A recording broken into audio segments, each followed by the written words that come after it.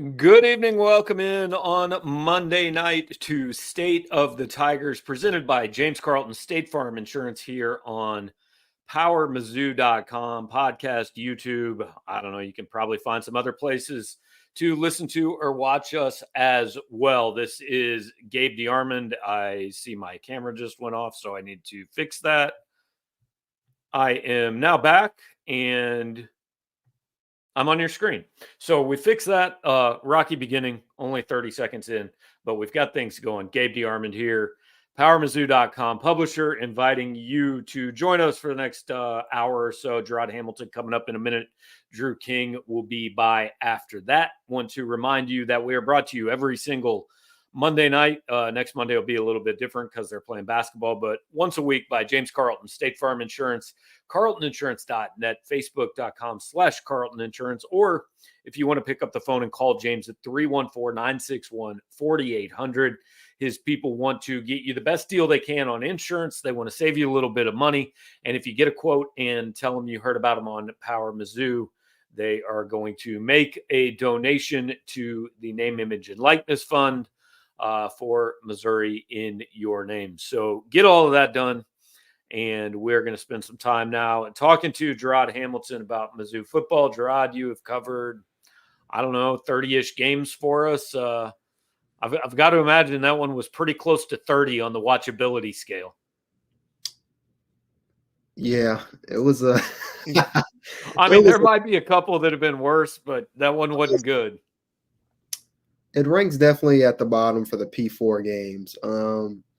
Anytime Missouri wins by a lot, like the early games, if they're night games and they're beating Murray State by 1,000,000 points, it's just a bad night because we know they're going to win by a lot and it's a night game. So this one, I wouldn't put it at the bottom for overall games, but definitely for P4 games.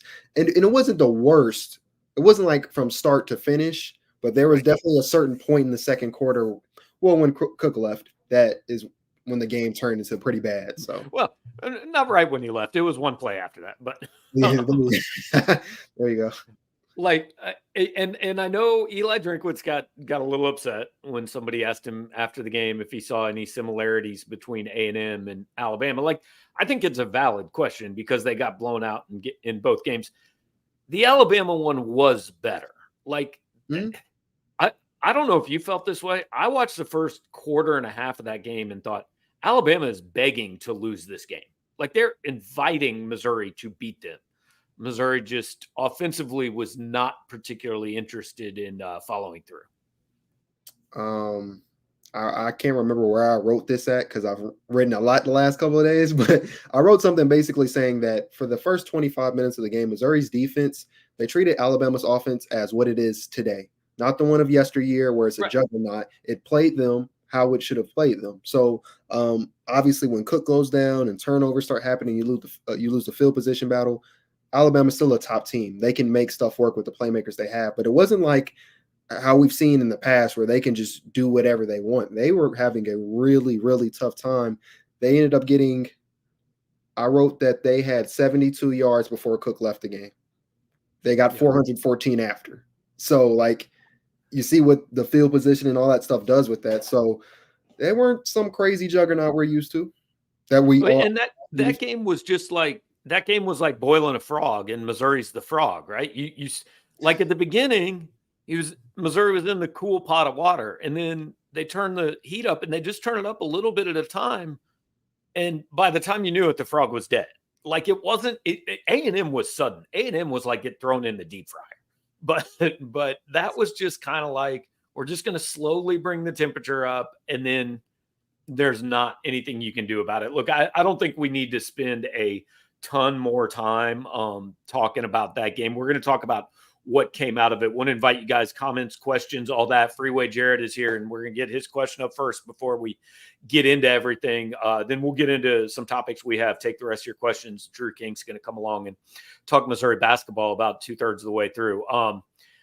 Well, first of all, Freeway Jared says, tomorrow, can you ask Drink why? And I'm going to stop you right there, Jared, because I have seen Florida does media day on the bye week. Texas does media day on the bye week. A lot of teams do media day on the bye week. Not Missouri. They just go, we talk to you in 10 days. we know you want to know about injuries. We know you want to know about this way. We know that like the coach and the players make a lot of money. We don't want to talk to you on Tuesday. So we're just not going to talk. Drinkwitz will be on the SEC teleconference on Wednesday, and Gerard's going to get on that. But can you ask Drink why they tend to avoid the middle of the field? It seems easy to defend when you can ignore it. I mean, I don't know, Gerard, correct me if I'm wrong. I think this is a criticism of a fan of every single team that isn't doing as well offensively as the fans want to. Like, I'm not saying Missouri uses the middle of the field all the time, but like, I think fans of every single football team that is struggling says we have to throw to the middle of the field more. I mean, the worst play of the game was thrown directly down the middle of the field. I mean, there's plenty of things you can point to say, like, why aren't they doing this? Why aren't they doing that? I mean, that specific question, I can really branch that off into like 5 different things. Throwing to the middle of the field, which the spread offense kind of wants to do where all the space is, it's kind of hard because usually those deeper routes, they're developing routes. And the problem with that is, can your offensive line hold up for that? And then when your quarterbacks, I mean, yeah, can the offensive line hold up? Can the receivers create space?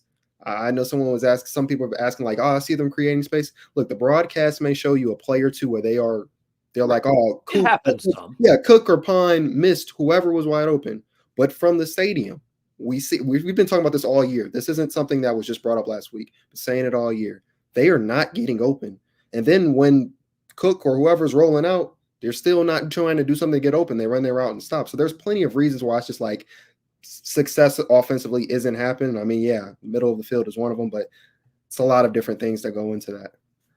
All right, so let's start there because, look, I imagine most people here have read the updates that aren't really updates, but if you're here, we want to talk about the quarterback, right? All we know is he got further testing done on Sunday in Columbia. Now, look, they got an X-ray at the stadium. Eli Drinkwitz said it was enough that they didn't want to let him back in the game.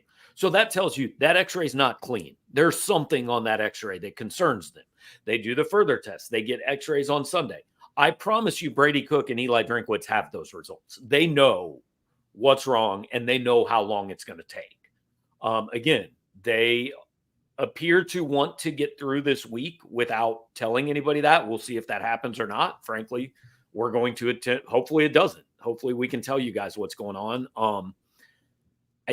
Whenever they tell us what's going on, I feel comfortable saying, based on what I've heard, they don't think it's season ending at this point in time. Like, I think there's a chance that I think you see Brady Cook play again. Now, whether that's Oklahoma, whether that's Mississippi State, whether that's Arkansas, whether that's a bowl game, I don't know. But I think the reason they haven't said anything yet, and look, I've been doing this a long time, the way they generally do it, if there's a season-ending injury, they're going to tell us they have it, like, because there's no point not to. I mean, there's no competitive advantage to saying, Brady Cook's questionable if they know he's out for the rest of the year. They would tell us if it was season ending, and nobody's told us. That would actually make it worse if he was questionable every game, because then people would say, well, we've seen questionable. Why can't he play? Right. So, well, like I covered a season. I think it was like I forget exactly what season. Might have been 2018. Demaria Crockett was day-to-day for legitimately the entire season. He missed, like we found out he wasn't day-to-day because Larry Roundtree said in an interview Demaria had surgery the other day. Like, they were listing him as day-to-day after he had surgery. Look, I feel confident if Cook was out for the season, I think that they would be upfront about that, and nobody has said that yet. So I think, there's a chance he plays again. But, like, what is Missouri's ability to win a football game with the teams left on their schedule if Brady Cook is not at quarterback? Not good. It's not like, it's not good. I mean, I just rank them in order of the ability to win if Brady Cook's not playing. You've got Oklahoma, Arkansas, South Carolina, Mississippi State. Which one of those do you think is the easiest to win? Or most likely to win without Cook? I know it sounds kind of crazy. My first inclination is saying Oklahoma. They are bad. 100% agree with you. No, because I was going to say Mississippi State because that's the obvious one, but Mississippi State is competitive in some of their losses, and they at least they throw that ball around. I mean, their Right. quarterback is They can score points. yes, even Oklahoma can't score points. and their defense isn't good. But my thing is, if your offense can't take advantage of their defense not being good, then you're actually in a disadvantage. On top of the fact that that'll be a road game, I don't know how great or how popping it is at Mississippi State right now, but it's still a road game that you got to travel to and all that other stuff that goes into it. So I'd probably go Oklahoma, Mississippi State. I'm blanking on the other two games. South Carolina. South Who else? Carolina and Arkansas. Oof. Uh, South Carolina, Arkansas. Okay, I would go Oklahoma, Mississippi State, Arkansas, South Carolina. I think it's really close for the last two. Personally, like I think South Carolina, Arkansas's got a better offense. Like yeah, Arkansas might just be able to hang 40 on you, and there's nothing you can do about it. But Missouri's got a pretty decent defense. South Carolina, I think, has a good defense and a competent offense, which is what I think Oklahoma doesn't have. They have a good defense, but like I legitimately think if either team got to 14 points, I think that what Kyle says to 10, you win. Like you can get a defensive touchdown and 2 safeties and win that game 11-6 or something. Wait, we're still talking about against Oklahoma. Okay.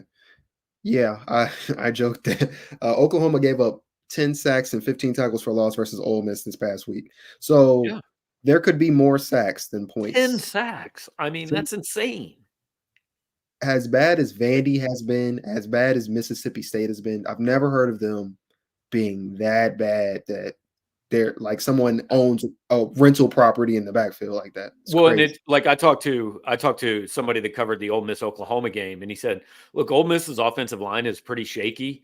It looks like an NFL pro offensive line compared to what Oklahoma is putting out there. And every receiver is out. They've played 2 quarterbacks, and neither one of them's any good. I mean, Brent Venables said 2 weeks ago that they're a mess, offensively. So I think that's the easiest one to win. Now, would I pick Missouri to win? I mean, would you pick Missouri? Let's say, and again, we don't think Brady's season ending, but let's just say you have to prepare as if you're playing without Brady Cook at quarterback. What's the record at the end of the year? 4 more games. They're 6-2 right now. We said Oklahoma, South Carolina, Mississippi State, Arkansas. I'm leaning, depending on when Cook comes back.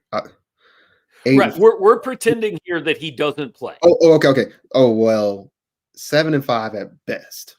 That's what I would say. 7-5. Like I think they'd find a way to get 1. Exactly. But 6-6 would be more likely than 8-4.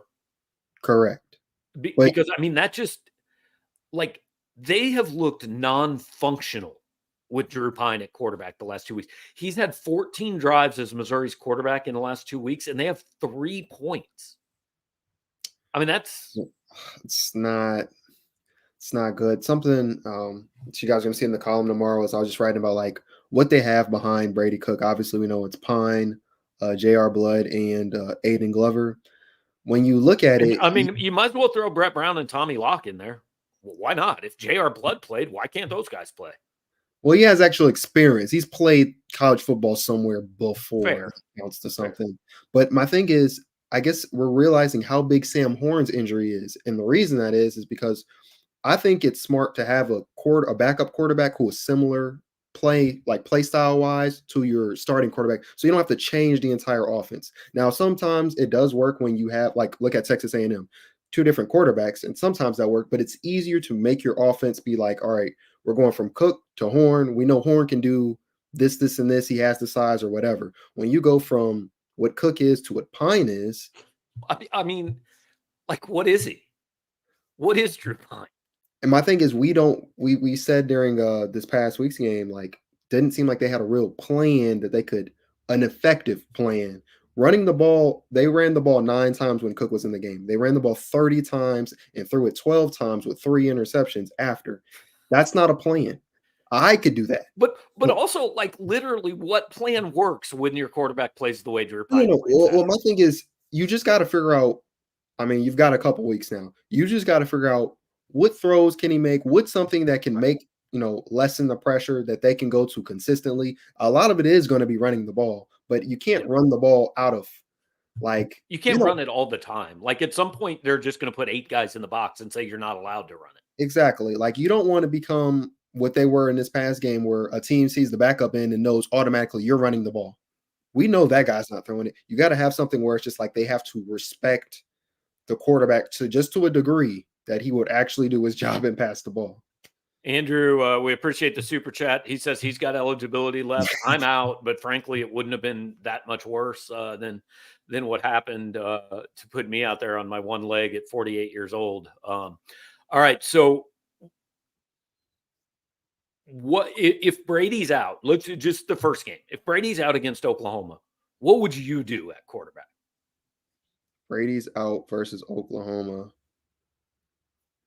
Still putting Pine back there. I mean, you've got to figure something. I'm not. I mean, I think that's what they will do. Is that what you would do? Yes. Well, I mean, now I would. There's coaching schematic things that I would change, but there would be Wildcat for me. Tell you, see a good bit of that Wildcat in there. You'd see. I'm done with the wide receiver screens. They're just too. It seems too easy to know when they're doing that. But halfback screens, tight end screens, running the ball more, and again, try to get some drags or some quick sense, just something quick. But there would be a lot of end arounds or something like that. Stuff we kind of seen Auburn do a couple weeks ago. I would not start Aiden Glover, but I would put a few packages in for him and put him out there a little bit. I mean, he's got 4 games left to play. He can't burn his red shirt. Maybe he's awful. I have no idea. They see him every day in practice. I've never seen him really in practice. I don't know if he's any good or not, but give it a shot. I would put Luther at Wildcat. I would put Mookie at Wildcat. I might put Luke Bauer back there. I mean, literally, I would play like 6 different dudes at quarterback. I would just cycle through every single idea I have because, and a lot of people are saying like Brady hasn't been. The point is not that Brady's been good this year. The point is that we have seen tangible proof in the last 2 weeks. He is so much better, even hurt, than what they have. Like, I think you could have put him out there with his wrist injury. And like, again, what Brady has not done this year, he hasn't beaten them. He hasn't turned the ball over. His backup beat them on Saturday. Like, while the quarterback play has not been good, it at least hasn't like actively led to the other team scoring points this year. And that's what happened on Saturday. Exactly. Like I think Cooks is just 1 interception on the year. So yeah, I think that's right. Yeah, I mean that's crazy to say though. Basically, starting at 0, this guy is levels above your backup. Right. I mean, literally the statement of war, like wins above a replacement player. Like Brady Cook may be replacement player for a quarterback, but like that's the best there is, and it's not even close. Because everything else we've seen is way below, wins below replacement. Right. Great. One other thing I want to touch on before we get to the chat and the questions and get you out of here. You pointed out during the game, you texted me that Mitchell Walters was in for Caden Green. I did not realize until I went to do snap counts on Sunday morning. Caden Green played 6 snaps. Do we think, I mean, he was originally on the injury report last week. Do we think at all it's health related? No. And I said this in my thing. First off, if it is, I'm telling you, just me personally, I'm not going to believe it. Right. You 2 weeks ago, or at UMass of all places, you got pulled for Mitch Walters pretty early in the game. And by the way, it was the offensive lineman of the week after that game. He was the offensive Missouri named him their offensive lineman of the week for that. And he still split snaps though for that game. So yeah, you're offensive lineman in the limited reps, but when we give you the full workload, it's not that great. And then Drink had the press conference right after that game, on the Tuesday following up, saying going to see a lot more Mitchell Walters, and he was talking about his position flexibility. And he's been talking for 2 years, ever since my first year on the beat when he didn't have such a great season 22, how he's been developing in fall camp and being one of those guys coming off the bench. So this isn't something new. I think what we saw on this past Saturday indicates that Mitchell Walters is probably going to start. I would think he's going to start versus Oklahoma. Well, and it's funny because like he's talked about position flexibility with Walters. The only position Walters has played is left guard. Like, I mean, sometimes he's the sixth. I mean, this year, I mean, sometimes he's the sixth offensive lineman, but position flexibility. But he's only using them at one spot. Which also tells me if he can do all this, it'd be different. That statement would, I guess, be more valid if he was using them for Cameron Johnson or Armand Mimbu or whatever. The fact that that's what I'm saying. Yeah, he's using that flexibility on one person tells me you are about to sit on the bench. All right, so look, it didn't occur to me till just now when you said you think Mitchell Walters will start against Oklahoma, and he probably will. Man, that's got to be a really tough day for Caden Green if that's the case. I do think Caden will play. Do you take that? I think you kind of have to take that into consideration, especially because I don't really know what you're playing for. I'm not saying you play a worse play, but like, man, I really don't think I would just bench that kid against his former team. I can also say Drink saying, I'm trying to light a fire under your, I can also see him doing that. But you're right. Especially in a situation where kids can just leave anytime they want, man. I hear that. That's a good point. That's a good point. I just know the way Drake was talking after this presser and stuff like after the Alabama game, he obviously thinks they still have something to play for. He didn't mention that playoff, but there's still a chance to have a 9-10 win season. 9, win 10. Yeah. And at the end of the day, it's about his job and making sure they win. He can't please everybody at every single thing because they are not doing. It's one thing if Caden was doing what he was supposed to do, and it was something else that would make him be benched. But you have gotten a half season as the starter, and you are one of the worst 2 ones. It's hard to defend Drink saying, nah, Mitch is going to start. But I get your point. That also makes sense. I mean, I'm not saying I would play him every down, but I would play him. I would like have him split time. Yeah. All right, so let's get to the questions because we got about 15, 20 minutes here with Gerard, and then we're going to switch gears with and have Drew come in and talk basketball. Kyle says, at what point do we see a change at left tackle? Drink talked all offseason about the most depth that we've had at O-line, and we haven't. Look, that's a great point. So much depth on this team. Cool, where are they? Like, because Marcus Bryant was a turnstile for the first 6 weeks of the season, and we never saw Javen Richardson. Finally in game 7, we saw Mitch Walters.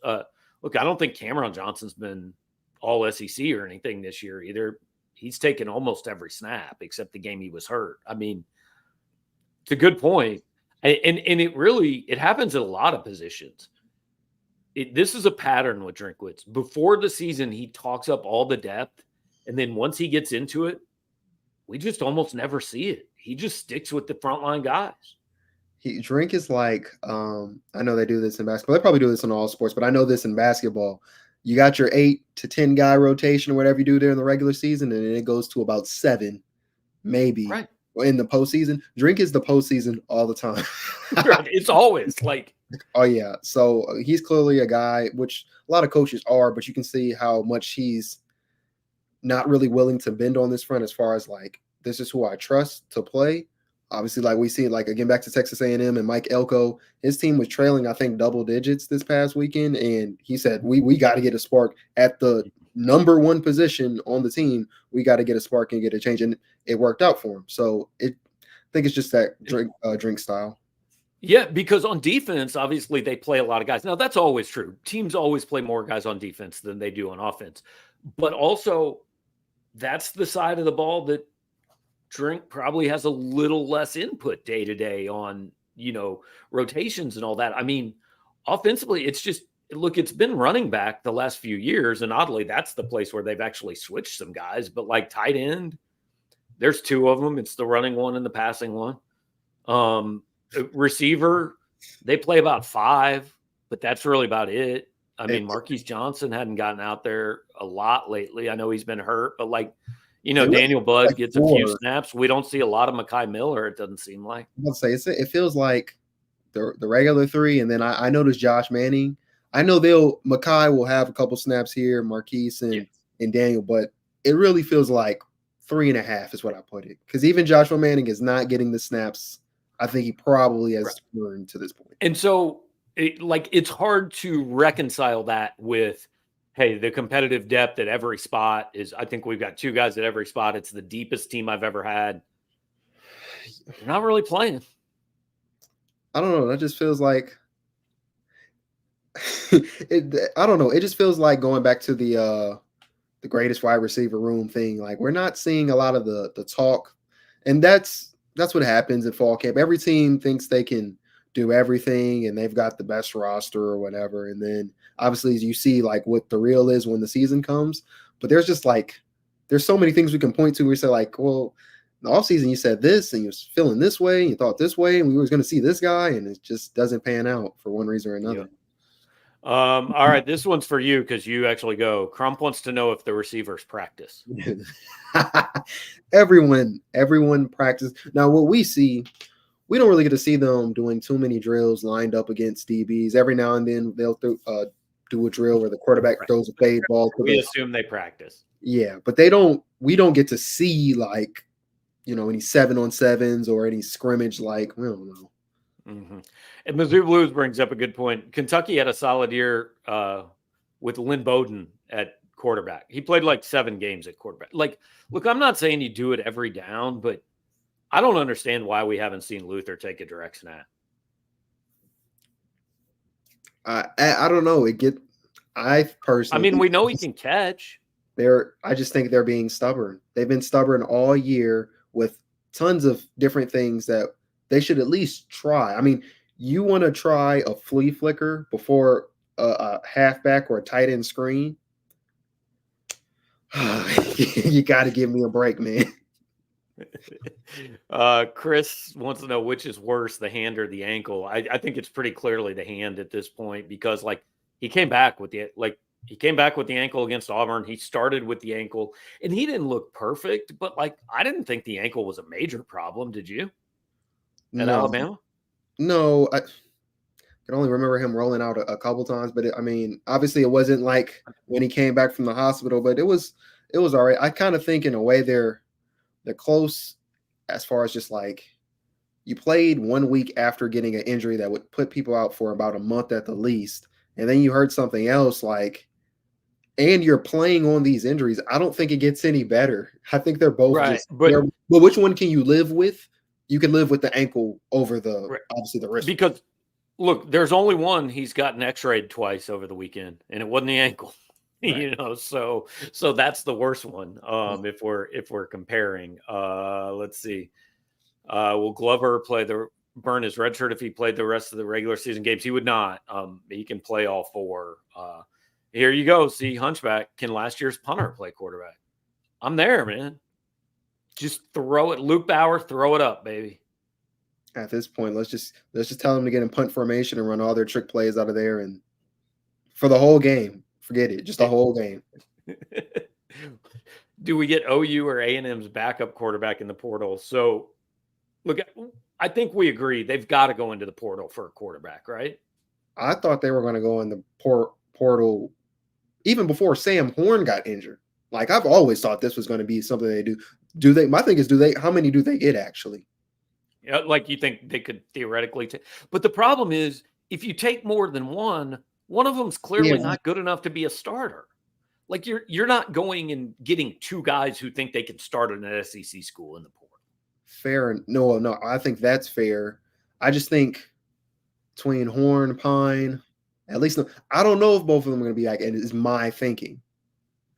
Right, but for one reason or another, whether they go in the portal or if Horn decides just to focus on baseball, I don't know. But here's my point: if you're going in the portal, it's time to go get starters out of the portal.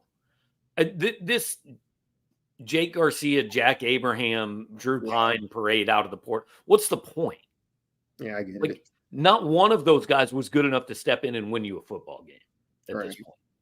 So if you're going in the portal, go after somebody that you think that you're pretty sure, hey, that's my starter in 2025. If you're going in just to get a guy to come in and compete with everybody else, like I don't understand the point of it. I think they'd still do it because behind them is Pine stays, obviously you got him, but like you got a bunch of young guys who've never played as your backup to whoever that person is. At some point, you got to just throw somebody out there, though. Like you can't keep. I don't know. I think they'll go for a quarterback in the portal, but it needs to be somebody good. I know that sounds stupid, but like the last 3 years, it's been, oh yeah, they took that dude in June. I mean, it's never like there's never been a guy they got out of the portal that we looked at and said we think that's legitimately the starting quarterback. So the two that are being asked about, hey, look, if Connor Wegman goes in the portal, especially with what Eli Drinkwitz saw up close, 100%, write that kid a check. Tell him to come up. I've seen nothing out of Jackson Arnold or Michael Hawkins that tells me I want that. Like they're at an SEC program not playing well. Why is that the guy you'd go bring in? That's the problem with the portal. It's just shifting a bunch of pieces around, and you go, hey, well, that guy, like I know he wasn't good at this school, but he'll probably be good at our school, or and hey, sometimes it works. Like sometimes you get Chris McClellan and he takes a jump, right? Sometimes you get Trevez Johnson, he was fine. He was a guy at Florida, and he comes here and he's been pretty good. But just as often you get a guy that, I don't know, there's a reason he wasn't already playing at a Power 5 school. You got to be careful with it. I'll put it like this, Gabe. Been watching this cooking show where it's all these different types of chefs and stuff, and they're cooking things up. And they had this episode where they made it like a restaurant. Each one had a restaurant, and you notice people started. Is this Top Chef? No. Okay. Go ahead. It's something on Netflix, but basically the people they brought in to be customers, what they would do is they see other people who get their food first, and if that person says, "Oh, the food is good," blah blah blah, they're like, "Okay, I'm going to try that." Same thing happens in the reverse. If it's bad or someone is just like, I don't know about this, everybody's kind of staying away. Same thing with quarterbacks. If you're not doing well over there, like you said in the SEC program, I don't get why people say, you know what, I want to try that because the way I make it, the way I do it, I'm not a fan of people saying the way I make that dish you don't like, I can make it better. No, if I don't like squash, I'm probably not going to like squash anywhere. You know what I'm saying? Right. Yeah. No, it's good. I like it. This is, I think, a good point from Mizzou Blues. Cook's injury is going to give a lot of opportunities for excuses for an offense that's been anemic all year. So there's two parts to that. Yeah, the offense hadn't been good enough all year. Brady Cook or not, it just hasn't. Have they scored 30 points this year in regulation, like against a grown-up team? Don't give me Buffalo and Murray State. The Vanderbilt was double OT. Yeah, they scored 20 in regulation there, 27 against BC, 10, 21. They have not scored 30 against a Power 5 team in regulation. So, yeah, you're right. The offense has not been good enough. Now, that said, Cook's injury is an excuse for the last four. Like, I'll be honest, man. At this point, I don't think they're going to win 10 games. 9-3, 7-5, whatever. I understand there's a difference. To me, that the difference is, I mean, this was either you're going to win enough to get in the playoff or whatever, 6-6, 8-4. It's all kind of the same to me. Like it is a fact that your starting quarterback is hobbled and then not playing. Probably. So like what we saw at Texas A&M, that's the exception, man. Most teams just don't. Quarterbacks now, if they're not playing, they're leaving and they're trying to go somewhere else where they can play. I mean, this is going to make people mad, but look at Ohio State in the Cotton Bowl. That offense was awful. You know why? Because the starting quarterback wasn't there. And I understand, hey, they weren't trying to keep Kyle McCord, whatever the reasons were. But like the backup quarterback started that game and he wasn't any good. And then he got hurt and the third stringer should not have been anywhere near that football field. That's what most teams look like when the starting quarterback gets hurt, because there's not a backup who is good enough, because the backup who was good enough transferred somewhere else where he wasn't the backup anymore. Yeah. Here's the thing. Obviously, for people who've been watching this whole season and us covering it, Cook's injury gives excuses for the few games he's hurt or whatever. Right. For me, no. Doesn't excuse the first half of the season. Exactly. That I'm always going to think, but for the first half, you weren't really doing that great anyway. To me, this feels like the equivalent, like when Missouri scored those 10 points at the A&M game. for people watching it, that was a 41-0 loss. When you go Right. back and look at it later down the line, especially if you didn't watch, you just look at the box score, 41-10 looks better than 41-0. You just you know what I'm saying? Like, you can kind of Yeah. paint over it in some type of way and say, well, Cook was hurt, and so and they're not gonna say Cook was hurt for 4 or 5 games. They just say Cook is hurt, and you just think, "Oh, well, I get why their offense," and you assume it's the whole season, and it's not. I'll say this though, like what I think this is about is like if this team ends up 6-6, I think it's pretty easy for me to argue they're not a 6-6 team if Brady Cook is actually healthy, right? Right? So I think this is about people that want to jump on and pile on Eli Drinkwitz a little bit too much. Like, yes, this has not been a great season so far, no question. But if they lose these 3 of these last 4, like I'm not really going to look at it and say, well, he took this team to 7-5. Like, if he plays 3 games without his starting quarterback, yeah, I think they're probably going to lose 3 games, and that is an excuse. And the other thing is Eli's job isn't in jeopardy anyway. Like, an excuse for I don't think anybody's going to. I think if you get to the end of this year and give Eli Drinkwitz true serum and say, were you happy with your offense this year? He would say no, it hadn't been good enough. So as far as an excuse, yeah, if they end up 7-5, it is 100% a valid excuse that they played however many games without their starting quarterback. Yeah, it is what it is. But like you said, the key is he's not in any danger of losing this No. job. So it doesn't really matter all that much. Yeah, 100%. Let's see. We should be talking about why is Mizzou in this position at backup quarterback. So Mizzou Blues, I'm going to tell you, I wrote a lot about that this morning. Go read 10 Thoughts for Monday morning. I went through all 5 years Eli Drinkwitz has been here and showed you exactly why they're here. There's a couple reasons. Tyler Macon didn't pan out. Sam Horn got hurt. And they thought they were going to get Jaden Daniels and didn't.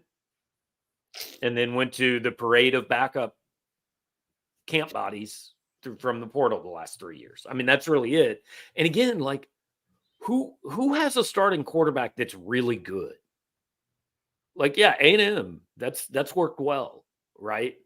I mean, Penn State's guy he did enough to beat Wisconsin this weekend, but if Penn State's backup quarterback plays Ohio State, you think Penn State's winning that game?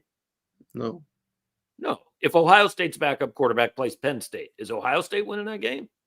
Probably not. I don't even I know. don't know who they're. Yeah, I was say I don't know. But I'm trying to make up. I mean, there just aren't backups are backups for a reason, and there just aren't a lot of guys that There's not a lot of good quarterbacks who are backups that like you could say that for running backs and stuff like that though. Like Marcus Carroll, you could say he would be starting on a lot of different teams. There's not many backup quarterbacks where you're just like, right. I mean, they're holding him down, but they got someone so much better than him above them. I'm not sure most teams have one good quarterback, much less 2. There you go.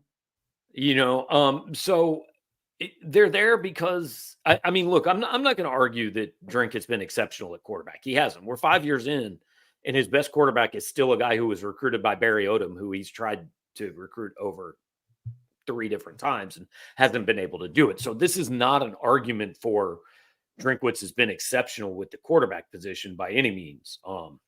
We needs to find somebody for next year, and then he needs Matt Zollers to be what Sam Horn was supposed to be or what Tyler Macon was supposed to be. But quarterback recruiting anymore is you take one every year, and you probably take one in the portal almost every year, and then you just hope you hit on one of them because most people miss on a lot of quarterbacks. That's all there is to it. I don't disagree. J.M. Jones would put Brett Norfleet under center if his shoulder wasn't messed up. But it is. We see it every game. It most certainly is. He feels it like you could tell he's feeling good, and then he catches the ball, and he's just like, you know what? Yeah. Not trying to. So here's an interesting one. I'd be playing Kewan Lacey. I would too. I wouldn't worry, not at quarterback, but I wouldn't worry about red shirts. But I'll be real interested, man. He's played 4 games. They're not really going to not play him in 4 games to maintain the red shirt. Yeah, I was about to say if he's I couldn't remember if he was at 3 or 4, but if he's at 4 games, He's at then 4. you're what 4 games left. That's no Get him coach out there. really does. Yeah, no coach really wants to burn you up. They'd usually say we're going to save you for conference play or something like that like if we're gonna use your games up or save you to the very end. If they were gonna do Right. that, why do that now? So yeah, I guess he could play some. I mean Jamal Roberts though. I thought Look, red shirts don't mean anything now. If you redshirt a kid, you know what you're mostly doing? Giving him an extra year of eligibility to different school. pro I probably. mean, that's just true. I think they should get him some snaps, but I mean, give Jamal Roberts some more snaps. I mean, he was all right, and give him a chance to see what he can do. Now, if Noel, we don't even know what's going to kind of forgetting about Noel talking about Brady Cook so much. Yeah. I'll see what Roberts can do along with Carroll. All right, last thing here, and then we're going to bring Drew in. I'll let you go first here. If we go 6-6, what's the talk about Drinkwitz next season? I think it depends on the team. This team is going to be vastly different next year. Like the players that I first came in with in 2022, the Brady Cook era of players that you kind of associate with him, that's going to be gone. A lot of them on offense and defense. So I kind of got to see portal moves, what freshmen he feels like he can play, what guys who are sticking around from this year can play. Like it's kind of hard, but I don't Yeah. think he's on any type of danger of his job or anything crazy. I don't know if it's playoff though. I'm not. It's Oh, yeah. No, I think, going on. look, I'm pretty confident that going into next year, I'll be talking about, I think it's 7-8 win team Yeah, I was going to say okay, 8 and in 4. that range. Yeah, So hey, if they're 7-5, if they're 8-4, whatever next year, like that's my expectation. 2026 is the first year that you're going to look at and say, all right, man, now let's, and again, this is the issue when you're Missouri or Ole Miss. Like Alabama, if Alabama goes 9-3, you know what's going to happen next year? Alabama going to wake up in the top 10 and expect to make the playoff. Like that's the goal. So if they miss this one playoff, so be it. But when you're Missouri, when you're Ole Miss, when you're in the position Indiana's in right now, you got to capitalize. you don't get those chances that much, right? So like I don't think they're going to have that chance next year in all likelihood. Now, I get weird things happen, but in all likelihood, I don't think next year is a playoff type team. So then you go into 2026 going, okay, you've been here 6 years and 5 of them have been like 7 wins or worse. So yeah, we want to see something. But I'll also say this, man. For the last 12 months, this university and this athletic department has gone around and found every egg it can and has put it in Eli Drinkwitz's basket. And if he falls down and those eggs break, you're screwed. You don't want that, guys. This guy needs to be good. Right. Like This university has put everything on him. The athletic director stood up there and named only Eli Drinkwitz at his introductory press conference. They have openly said football is first, football is most important, and we need to be good at football first.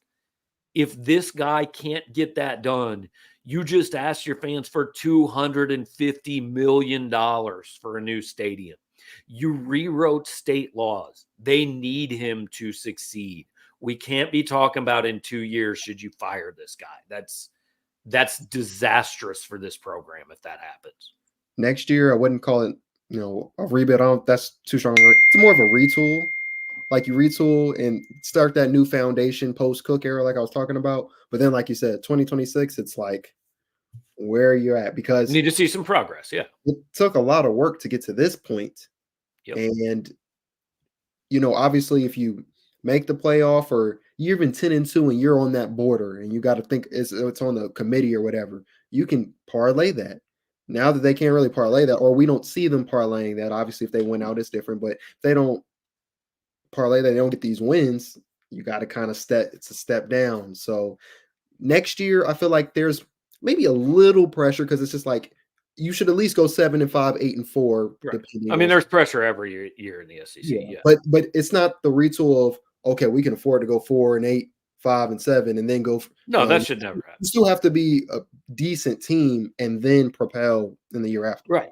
My standard for this program in a 12-team playoff era is win 7 every year. Go in knowing you're going to win 7 games.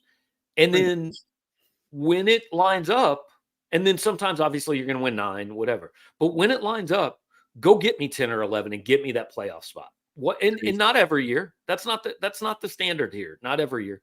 Every 4. I think every class here should have a chance to play in the playoff. I'm not saying they get there, but if you come to Missouri and you spend 4 years at Missouri, I think you should absolutely be in the conversation at some point in those 4 years. Yeah, I agree. All right, man. Well, we're gonna let you go. Drew's been waiting patiently in the green room, so we'll read your stuff the rest of the week and talk to you down the road, man. All right, see y'all later. All right, that's Gerard Hamilton. He's gone. Drew King's in, different color hoodie. Yeah. Drew, what's going on, man? Nothing much. I've got another party popper here if I can redeem myself real quick. Okay, we'll see if it works. All right, here we go. There we go. That was better. Okay, Drew is better. back for the first time, I think, since opening night here on the live show. Because it is basketball season coming up. So if you guys got hoops questions, throw them in the chat because I assume that most of you guys were not at the basketball game. Drew, how many people were at the basketball game on Saturday? You know, Could you count them? Yes. No, I would say there was probably 200-300 people there. I want to say there were enough to fill kind of one side of the arena, and then the other side was only kind of halfway filled, and there wasn't much in either end zone. So not a ton of turnout at the exhibition on Saturday, but a couple people out there. Well, it wasn't super well publicized. It was Lincoln, whatever. Look, I had to just kind of rely on your reporting and on the box score. I mean, let's say this first. Yes, 90-45 is a good sign. Way better than 65-60. You did to Lincoln University what you should do to Lincoln University, but it's still it's less competitive than I would assume the scrimmages are in practice. I mean, yes and no. For one, this is a real game environment, I guess. You're going against somebody else. That was one of the things that Ryan Sharbaugh told me at Media Day was these guys are really ready to play somebody that's not us, Right. And so I think that went into it a little bit, but like you said, the competition level is not very high. You're going against a D2 school. So 90-45 is kind of what you expect out of that kind of a scrimmage.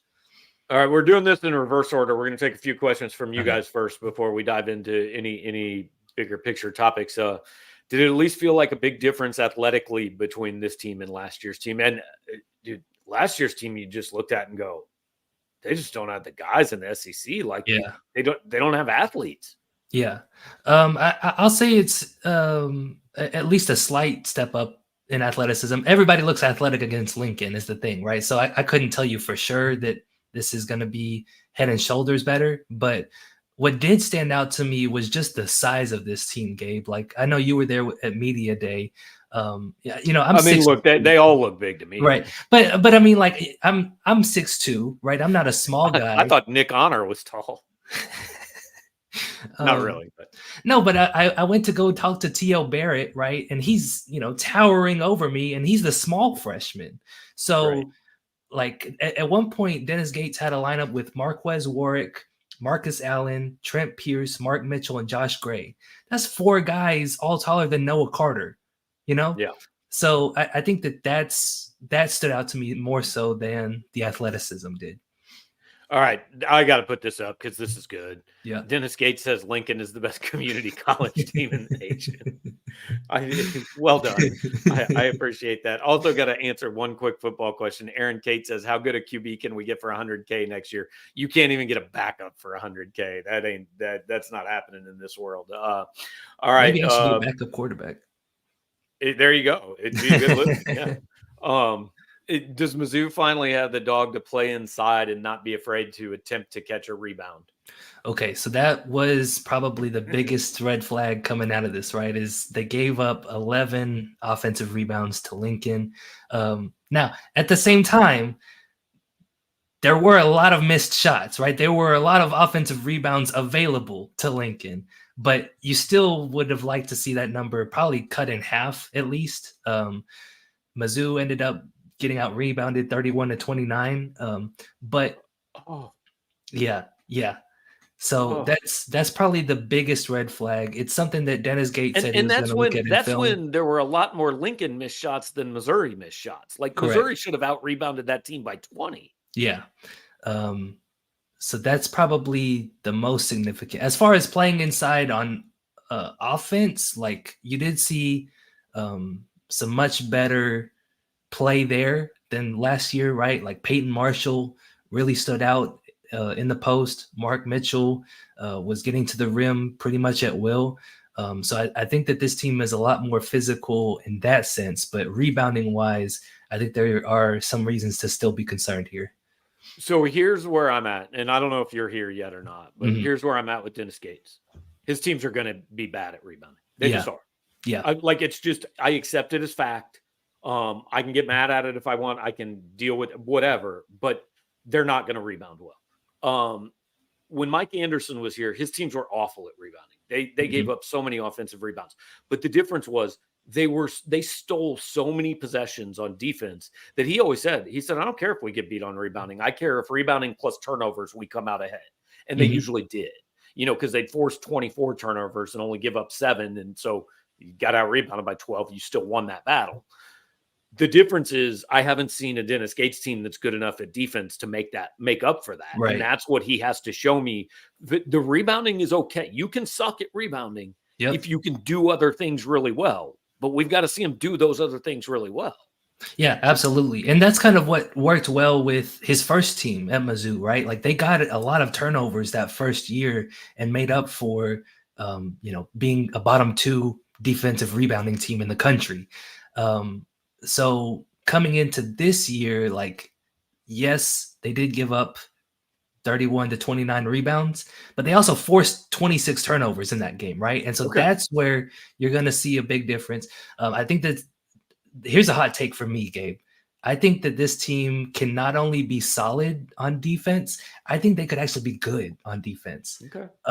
Mark Mitchell is a really good defender. He's a guy who can actually guard 1 through 5. Tony Perkins is a gigantic point guard if he's healthy. He didn't play on Saturday, but like I think that they have the pieces to be pretty good on defense. Okay, let me ask you to clarify that. Okay. Can they be good, like traditionally good on defense, or can they be DeMoy Hodge good on defense, which is, I don't really know if he's that good on defense, but when he gambles, it pays off and like it ends up as a net positive. So depends on the player, right? So somebody like Ant Robinson who picked up 6 steals, like he's going to be out of position sometimes, right? He's going to give up a couple of drives to the rim.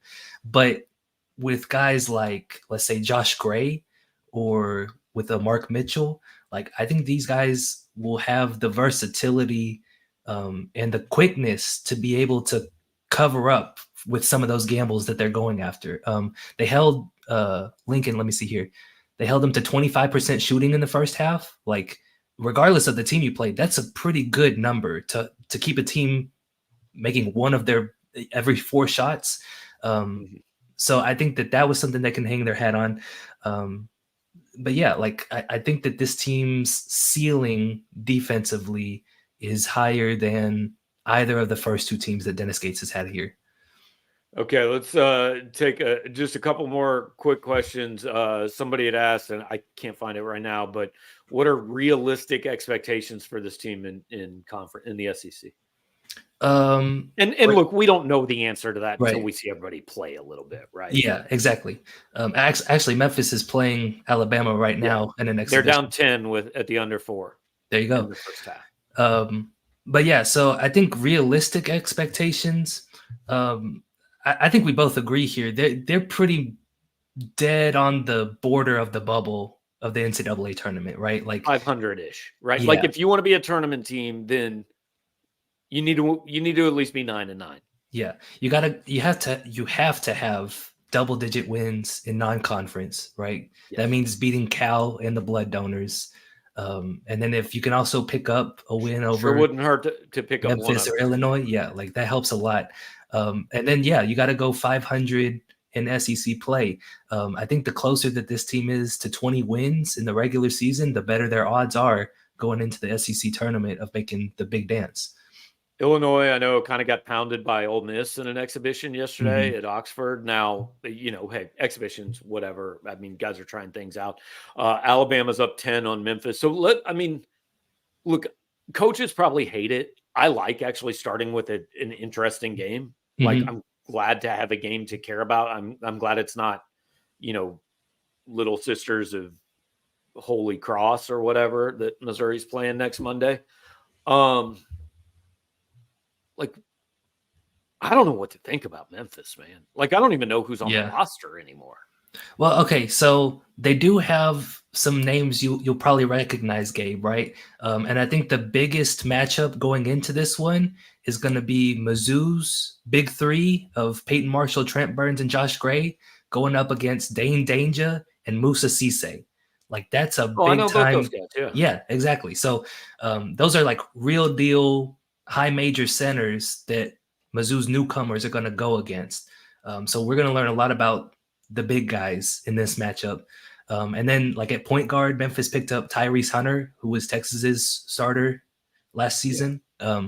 So they've got some real players. They don't have a ton of depth, especially after one of the players just left the program a couple weeks before the start of the season. Right. So I don't know that Memphis totally knows who they are at this point either. But for both teams, go ahead.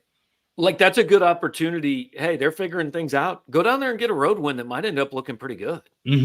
Absolutely. And you remember too, Gabe, like, they were in it the first half of the game last season and then just kind of fell apart in the second half. That second half of the Memphis game, like, in hindsight, that should have told us so much more about that team than we let it. Like, we glossed over it. That was what we saw most of the year. Yeah, absolutely. Go ahead. But yeah, so I think that for Mizzou, yeah, absolutely, it's a big opportunity to get a big win on the board, and then I'll have a story out later this week about how the team put together the schedule. But one of the things I was told was everything after that Memphis game is all about, like, how do we address what we just saw, right? So they've got a pretty light schedule up until the Kansas game after that, and everything's going to be about trying to fix anything that they didn't like in that Memphis game. Well, here's my bold prediction. If they lose between Memphis and Cal, we don't talk about the NCAA tournament. Yeah. They lose any of those games, we're not talking about it. Absolutely. It won't happen. Reed wants to know, Tony Perkins didn't play in the scrimmage. I guess we're not concerned about this. Not overly concerned. He was warming up at both halves, right, before the game and at halftime. And then Dennis Gates said it's precautionary. That doesn't really carry a lot of weight with Dennis Gates because of how often guys are held up precautionarily. I wouldn't be concerned if this wasn't like a trend over the last 2 years. Guys just, like, it's like bingo showing up at the arena every night. Hey, which guy do you think won't play tonight that we have no idea why he's not playing? Yeah. John Tanji was day-to-day for like 6 months last year. Right. Isaiah Mosley the year before. Yeah. And then sometimes they would play and then not play the next game. So, like, I get that it's probably not a big deal because it's an exhibition. But if you ask me if I'm 100% sure that Tony Perkins is playing on Monday night against Memphis, no, because Dennis's track record doesn't tell me I should be. Yeah. And that's something we'll bring up at the media day whenever they hold it sometime this week. We'll get more clarification on that. All right. This is the easiest question we've had all night. Okay. Will Gates settle on a top 8 rotation? Absolutely not. No. 0%, negative 27% chance. It would take kind of what happened last year where just half the roster gets hurt. Like, right. Like, there are times he's played 8 games, but those are the games he only had 7 guys available. And then he pulled one of the managers and said, I got to get another guy in. Ben Sternberg. Right. Look, like, if they're on the roster, they play. No, he's not going to settle on 8 guys. Yeah. And now, I don't care if he settles on 8 before Christmas, whatever. Mess around, put guys in, especially with some of these blood donor games you're playing.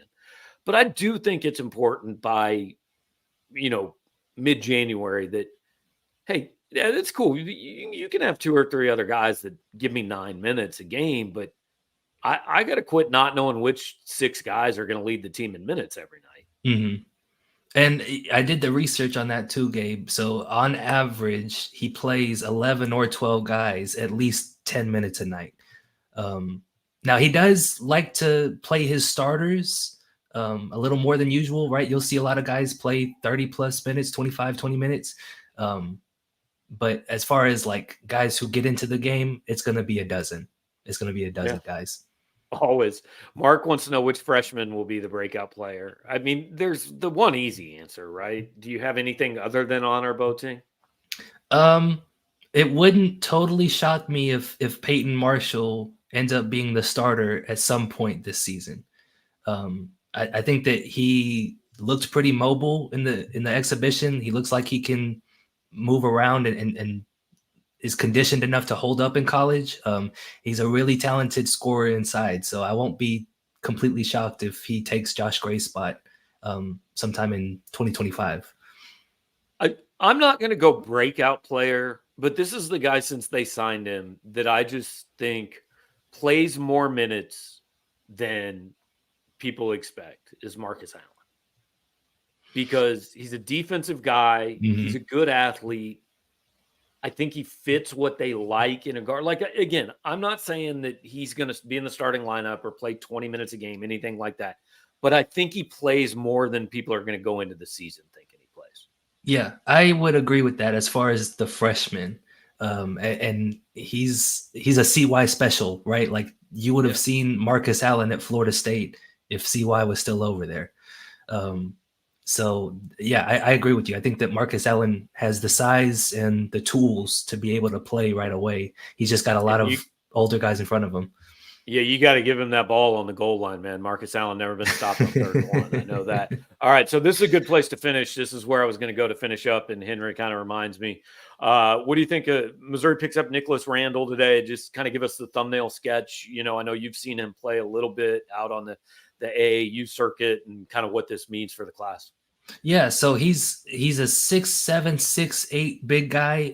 He's got some decent size on him, kind of like this year's freshman class. Like he's not going to get pushed around as a freshman.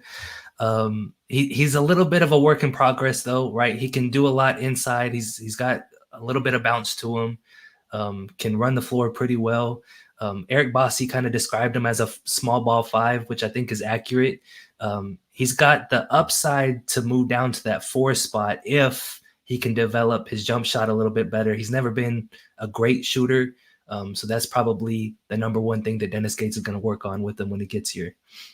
He's a guy that I think like every team needs, but nobody gets excited about, right? Mm-hmm. Just like a kind of that role play. Like you're never going to the NCAA tournament probably if Nicholas Randall's your best player.